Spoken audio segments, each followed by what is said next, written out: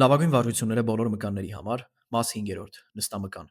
Նստամկանը բավականին բարդ կառուցվածք ունի։ Տարբեր հատվածներ, որոնք տարբեր ներքին լծակներ ունեն։ Սակայն նստամկանի ամենախոշոր հատվածը glute maxն է, որը բավականին խոշոր մկան է ու կատարում է տարբեր ֆունկցիաներ, օրինակ hip extension ու hip abduction։ Glute maxի ներքևի մասը թիրախավորելու համար ամենալավ վարժությունը իմ կարծիքով hip thrust-ն է, քանի որ այն աշխատացնում է նստամկանները կրճատված դիրքում, որտեղ նրանք համեմատած այլ hip extensor-ների, օրինակ hamstring-ների ու adductor-ների, շատ ավելի լավ լծակ ունեն։ Նստամկանները շատ ուժեղ մկան են, ու այս վարժությունը հնարավորություն է տալիս շատ ծանր քաշեր օգտագործել, որպեսզի բարձր ակտիվացիայի մակարդակի հասնել, ինչը կբերի լավ մկանային աճի։ Ուզում եմ նշել, որ squat pattern-ները ամենայն հավանականությամբ պետք է անել լավ տարբերակ չեն նստամկանները թիրախավորելու համար, քանի որ ստեղ մարդկանց մեծ մասի համար շատը աշխատելու է quadriceps-ը։ Ու նաև կարևոր է նշել, որ ստեղ նստամկանները աշխատելու են շատ ավելի ձգված դիրքում, որտեղ իրանք լավ լծակ չունեն համեմատած այլ hip extensor-ների։ Նույն բանը վերաբերվում է ծիագաների վարիացիաներին, որտեղ նստամկանները նույնպես այդքան լավ չեն թիրախավորվելու, ոնց որ hip thrust-երի ժամանակ։ Վերևի նստամկանները թիրախավորելու համար ամենալավ վարժությունը լինելու են նստած աբդուկցիաները։